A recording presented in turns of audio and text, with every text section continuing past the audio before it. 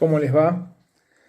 Bueno, en el día de hoy vamos a continuar con el dictado de este curso de Introducción al Derecho y vamos a avanzar en los últimos puntos de la unidad 2 para intentar dar el cierre de la misma y en los puntos que corresponden a la unidad 3 ya para que la semana siguiente estemos en condiciones de que ustedes puedan rendir el parcial, ¿no? El parcial abarcaría entonces hasta el punto 3 de la unidad 3. Entonces, de alguna manera, lo que vamos a hacer hoy es un poco redondear lo que hablamos en la clase anterior para que ustedes, bueno, puedan tener elementos con más detalle de algunos de los temas que ya planteamos.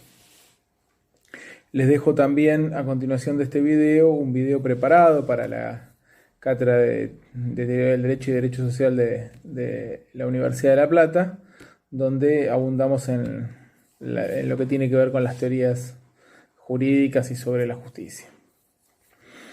Bueno, entonces hablábamos en la clase anterior de esta relación que existe entre el positivismo, el justnaturalismo. Hablamos también de la ciencia del derecho, ¿no? de las dimensiones, ¿no? que tiene el derecho, o más bien podemos decirle puertas de entrada, de las que se vale la ciencia jurídica o las ciencias jurídicas, porque hablábamos de ciencias en plural, para estudiar este fenómeno que conocemos como derecho.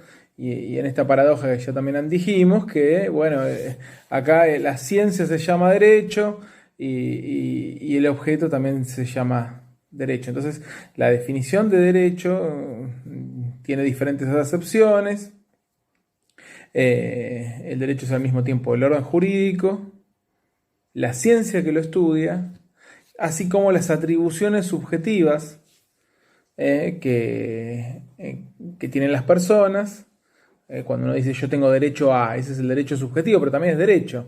O sea, ahí vemos que es un término polisémico, ¿no? Porque tiene diferentes definiciones. El otro día hablamos también de las ciencias jurídicas y de lo que era la ciencia jurídica tradicional o dogmática, la sociología jurídica, la filosofía del derecho, que justamente constituyen disciplinas, ¿no? o ciencias del derecho que van a intentar abordar al derecho desde determinadas problemáticas particulares y con metodologías particulares, lo que nos permite de alguna manera diferenciarla, pero también entendiendo que un análisis integral del derecho requiere los múltiples abordajes. Entonces, así podemos entender que el derecho no es exactamente igual a las otras ciencias sociales. El derecho es una ciencia social, pero no es idéntica a las otras ciencias sociales. El derecho ha tenido una configuración histórica particular. Si bien de alguna manera podemos decir que tal como conocemos la ciencia jurídica hoy con este paradigma dominante que es el positivismo jurídico, nace en el siglo XIX, transitó durante mucho tiempo en una búsqueda de autonomía en relación a las otras ciencias sociales y fue a partir de las críticas que ha tenido por considerar que no se podía abordar de manera adecuada el fenómeno, que las ciencias jurídicas se abren a otras formas de estudio, a visiones mucho más diversificadas, interdisciplinarias, para pensar este objeto que es de carácter complejo. Entonces, nosotros podríamos decir, como primera definición, que la ciencia jurídica tiene por objeto primero describir el derecho vigente. Bien, Ahora, describir el derecho vigente implica simplemente atenerse a los textos normativos, a los textos escritos. Bueno, aquí es donde viene el problema, que cuando hablamos del derecho vigente, nos referimos al derecho que está en el papel o al derecho que circula en toda la sociedad a través de discursos, a través de las prácticas, se reproduce a partir de las prácticas de los propios actores sociales. Entonces, si lo pensamos de esa manera, ya aquella definición que decimos, bueno, el derecho tiene por objeto describir el derecho vigente, o la ciencia jurídica tiene como fin describir el derecho vigente, nos queda de alguna manera un poco acotada. Por eso, en realidad, tenemos que pensar, cuando hablamos del objeto de la ciencia jurídica, es el derecho, pero considerado como una, dijimos la otra vez, como una práctica social compleja, que por supuesto que tiene a la norma como eje, como centro, porque de alguna manera es lo que la diferencia de las otras ciencias sociales. Si hay algo que distingue el derecho de las otras ciencias sociales, es ese componente normativo que lo hace particular, que lo hace distinto, que de alguna manera le otorga autonomía en relación a otras ciencias, que lo diferencian de la sociología, que lo diferencian de la ciencia política, de la teoría política, de la historia.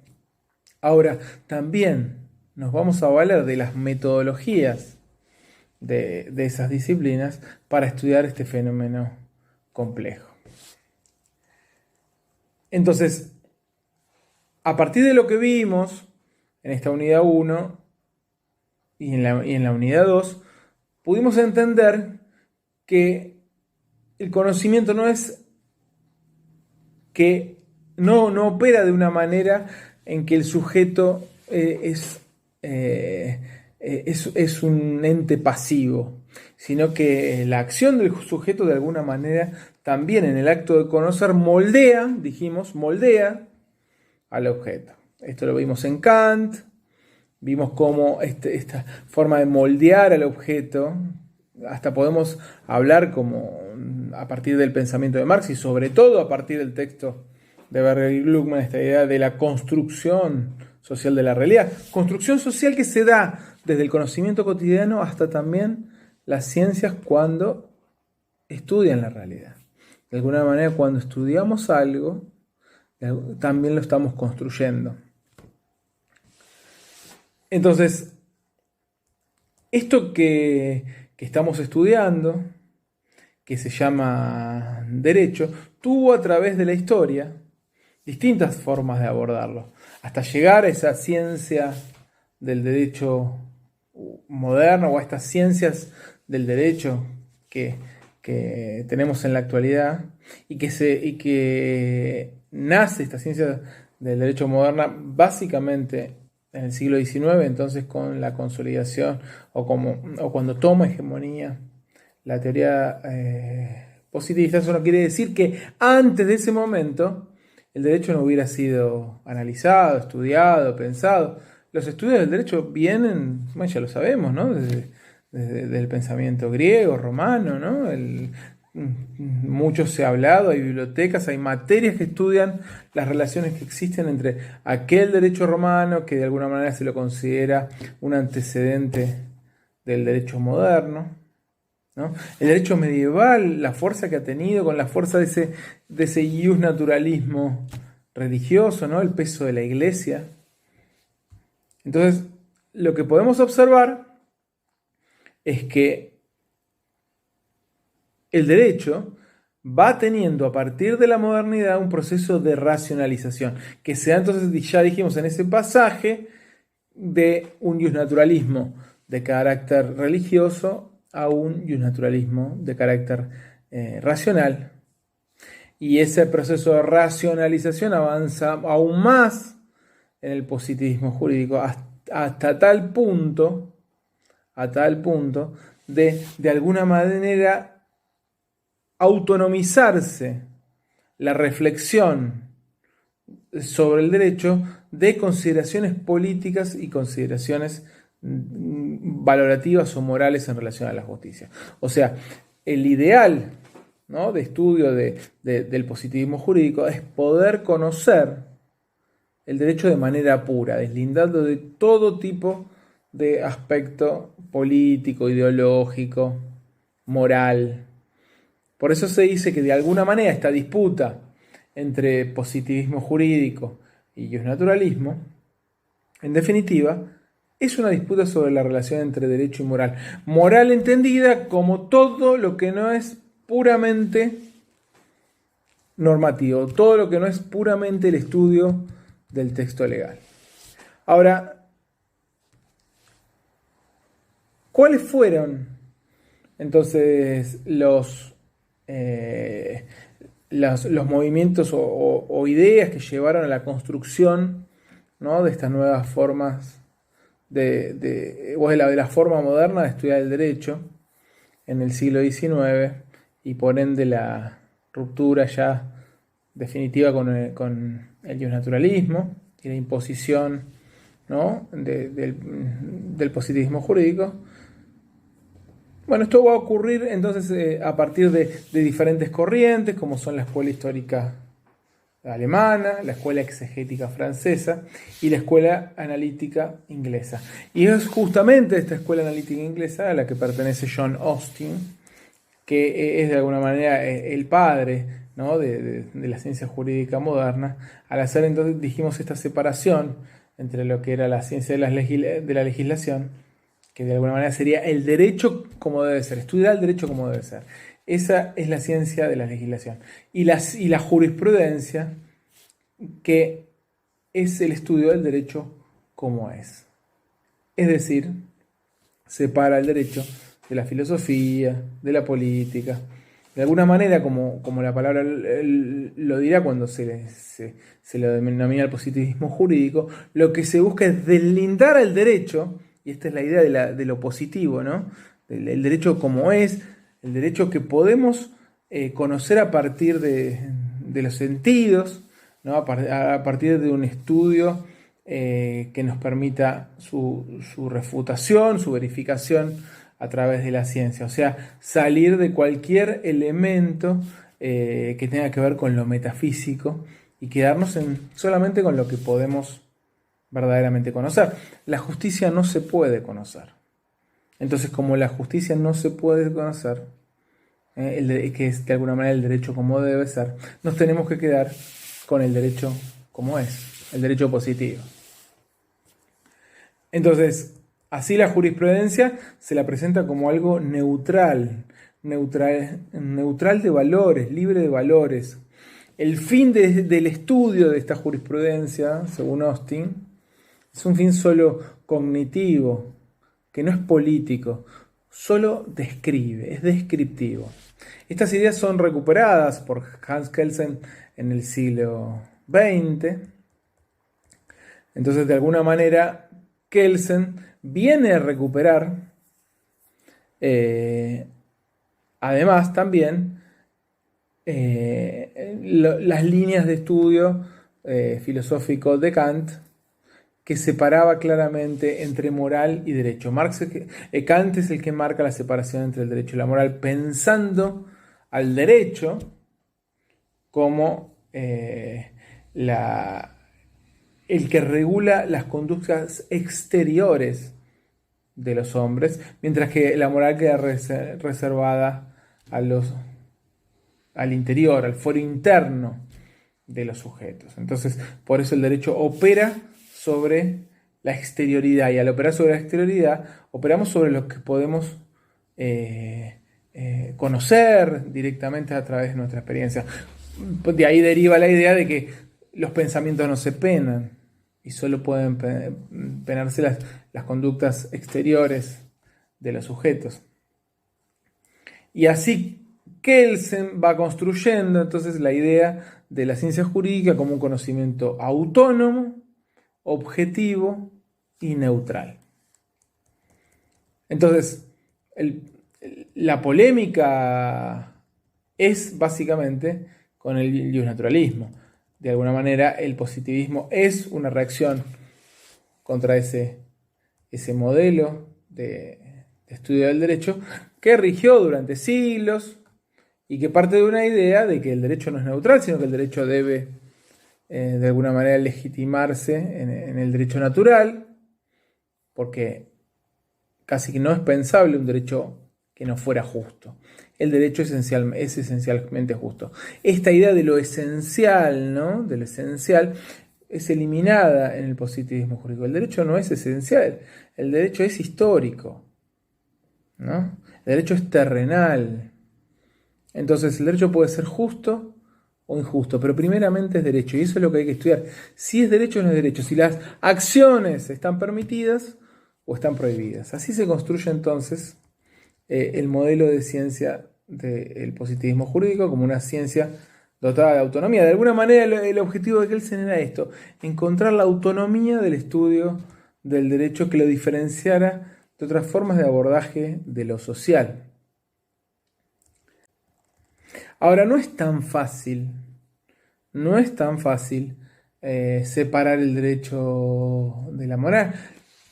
Hay conexiones habituales, ¿no? Que se pueden pensar entre el derecho y la moral. Uno puede pensar que el derecho refleja de alguna manera la moral social o la moral al menos de los grupos dominantes, porque es muy difícil pensar que un derecho pueda funcionar si no tiene ese nivel de reflejo, ¿no? Un derecho que no reflejara eso sería verdaderamente respetado, cumplido. Entonces, evidentemente, de alguna manera, las normas jurídicas deben adecuarse a algunos principios morales que van más allá del derecho escrito, ¿no? O a principios dominantes.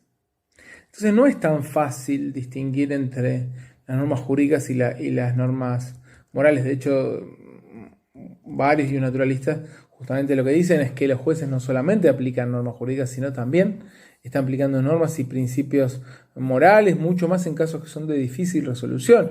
Entonces la decisión que toman está orientada por esos principios morales. A tal punto que para los naturalistas los jueces deben negarse a aplicar normas contrarias a principios morales fundamentales. Entonces, la pregunta que nos podemos hacer es, ¿el derecho debe ser siempre obedecido? Y bueno, evidentemente, para el naturalismo no. Para el naturalismo, si se violan esos principios morales fundamentales, el derecho no debe ser obedecido porque es justamente un derecho esencialmente injusto. Pero el naturalismo sostiene esta idea entonces de conexión entre el derecho y la moral, aunque no todas las formas de naturalismo son iguales.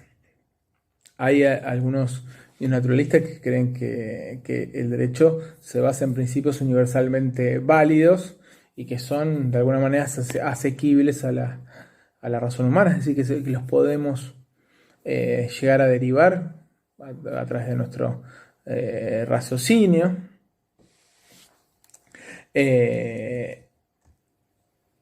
Y asimismo piensan otros que será justa aquella norma, que no será justa aquella norma que contradiga esos principios morales.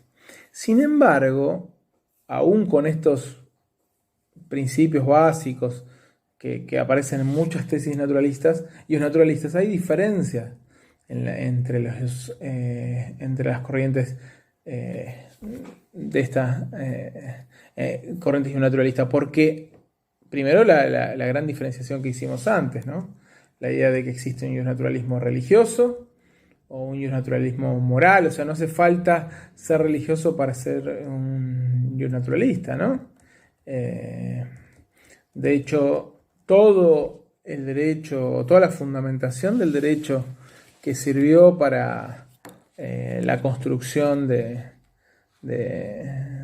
los nuevos órdenes jurídicos luego de las revoluciones políticas, se avanzó en principios naturalistas, pero obviamente de carácter racional. La idea de los derechos humanos, de derechos inalienables de las personas que hablaba Locke, en definitiva, es una forma de naturalismo.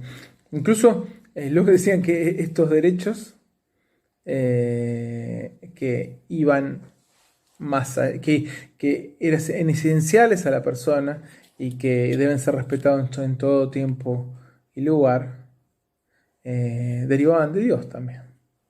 Pero básicamente eran principios racionales. Evidentemente, lo que pretendía es darle más fuerza, ¿no?, a esta idea de derechos inalienables, ¿no?, que es la base de alguna manera, que después serán los derechos del hombre y del ciudadano y la teoría de los derechos humanos. Entonces ya podemos decir que, aunque podemos encontrar una tesis fundamental del naturalismo, que es la conexión entre derecho y moral, no todas las formas de naturalismo son iguales. Bueno, tampoco todas las formas de positivismo son iguales.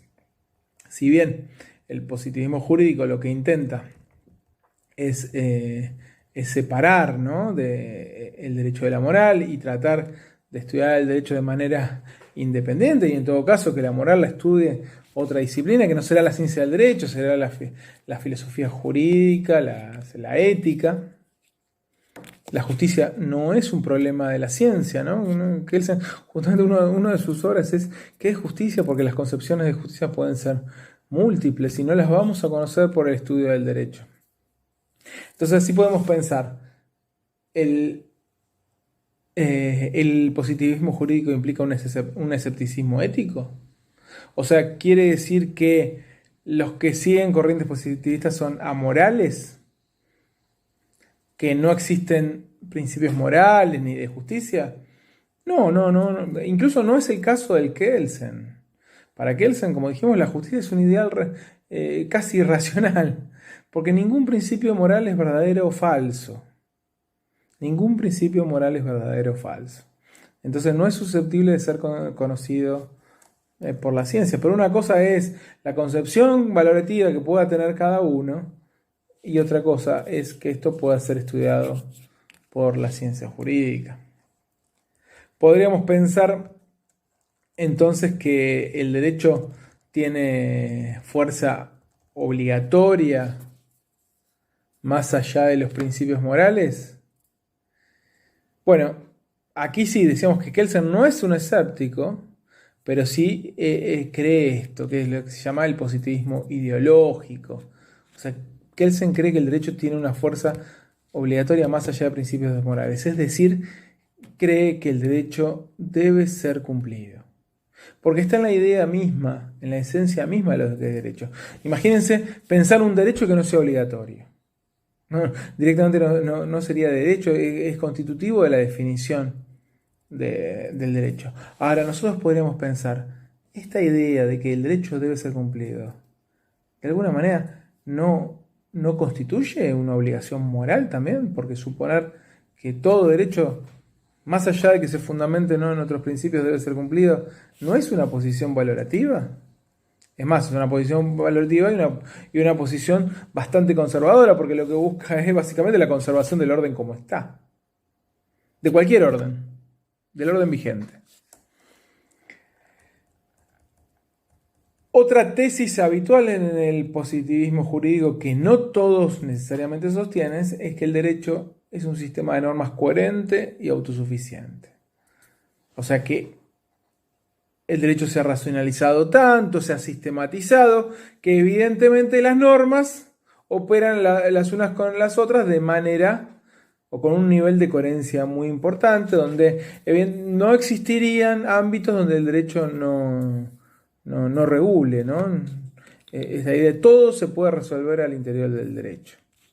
Y si algo nos cuesta resolverlo, en definitiva la norma es un marco de posibilidades que nos permiten elegir entre diferentes opciones. Entonces el juez, cuando tiene que decidir, si se tiene dudas de qué norma va a aplicar, es lo mismo que aplique una u otra, porque en definitiva va a estar aplicando el derecho vigente. Esta idea, que es una idea formalista, o lo que se llama el formalismo jurídico, lo que hace es obviar una cantidad de consideraciones que tienen que ver con los problemas de interpretación, los problemas que tiene el lenguaje, que el lenguaje genera múltiples posibilidades de interpretación, pero la elección de alguna de esas posibilidades está mediada con cuestiones que tienen que ver con la ideología de quien toma una posición determinada. El derecho no es aideológico. Kelsen pretende que el derecho sea puro, pero no es puro, no es neutral. La ideología del juez determina la solución del caso, por más que se esté adaptando a la norma no es algo que es 1 más 1, 2, sino que hay varias interpretaciones posibles. ¿Vieron cuando se habla de la biblioteca A, la biblioteca B? Bueno, pero la biblioteca A, la biblioteca B, constituyen dos formas de pensar el mundo diferente. Es decir, ambas son ideológicas, son ideologías diferentes. No hay un derecho para todos y no se puede escribir un derecho para todos. La ideología tiñe la forma de escribir el derecho y también tiñe la forma de interpretarlo y de aplicarlo. Otra tesis habitual es la que se llama la del positivismo metodológico, que piensa la autonomía de la ciencia jurídica y la neutralidad del derecho. Es decir, que hay que estudiar el derecho como es y no como debe ser. O sea, piensa que las teorías jurídicas deben ser teorías descriptivas y no teorías normativas. No buscar principios morales, sino principios del derecho positivos, que ¿de dónde los encontramos? Los encontramos justamente en la ley. La ley es la única fuente del derecho para el positivismo jurídico. Entonces, nos hacemos esta pregunta: ¿existe tal neutralidad?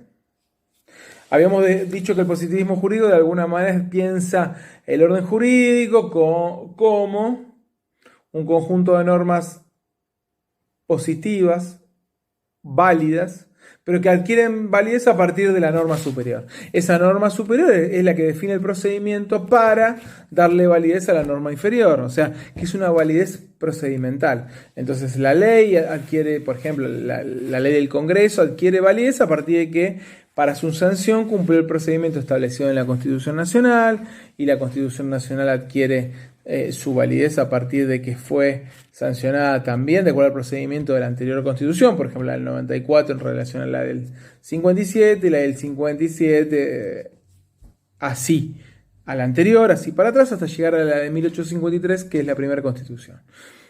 ¿Y la primera Constitución de quién deriva validez? Y bueno, deriva la validez, dice Kelsen, de la norma fundamental. De la norma fundamental. ¿Qué es la norma fundamental? Y bueno, de alguna manera, la norma fundamental, que Kelsen dio varias definiciones en relación a ella, podemos decir que es un supuesto metodológico que de alguna manera lo puede resumir en una frase, que es que el derecho debe ser cumplido. Porque en definitiva, como dijimos, es el primer principio que define la naturaleza del derecho y que es el objeto entonces de esta ciencia jurídica. Ahora, entre esa norma fundamental y la primera Constitución hay un abismo, que parece que Kelsen parece no preocuparle. ¿Qué hay ahí? ¿Qué es lo que conecta ese principio tan general que el derecho debe ser cumplido con esa primera Constitución? Lo que Kelsen está obviando deliberadamente para no poner en riesgo su propia teoría es que entre esa norma fundamental, que es el primer punto de validez del derecho, y la primera Constitución, que hay un hecho político.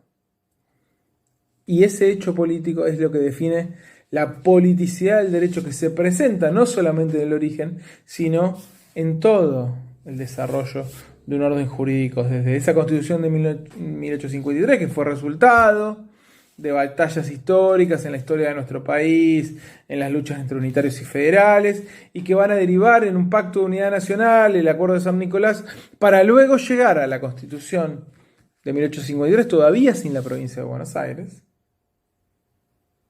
a una evolución del orden jurídico donde las normas se van derivando, una detrás de la otra, y sí, bien como lo describe Kelsen, una dándole validez a la otra, pero también con acontecimientos políticos que van llevando a que el derecho se conduzca de una determinada manera y sea reconocido. Porque no hay derecho sin legitimidad tampoco. El derecho debe tener un nivel de legitimidad. Y no estamos hablando de una legitimidad basada, como lo piensa el naturalismo, en principios universales, sino una legitimidad política. Que Kelsen quiere obligar porque piensa o quiere pensar al derecho de manera neutral, de manera pura. El problema es que no hay total separación entre derecho, política y ética. De alguna manera, como lo pensaron, como se pensaron en la antigüedad, justamente los filósofos griegos se negaban a pensar el derecho de manera diferenciada. El derecho era la política, la ética, el derecho era parte de todo el mismo estudio, no se podía pensar al uno sin el otro. Pero esto fue posible a partir de las críticas que se le hicieron, ¿no? Al positivismo jurídico, críticas que venían como ya vimos y veremos en el video que sigue, desde el realismo, ¿no? Y como veremos luego del parcial con las teorías críticas, y luego el pospositivismo, ¿no? que de alguna manera va a constituir una revisión, ¿no? de las tesis positivistas, repensando el derecho y no pensándolo simplemente como un texto escrito, sino como algo mucho más complejo, admitiendo y advirtiendo la complejidad que el derecho tiene, incorporando también los estudios políticos, los estudios que tienen que ver con la lingüística, con el análisis del discurso, y también debatiendo o analizando el problema de la justicia como algo fundamental en el estudio del derecho. Hoy la ciencia jurídica entonces se piensa desde estas múltiples dimensiones, y hoy el derecho se lo piensa como un análisis integral, y es así como el derecho se acerca,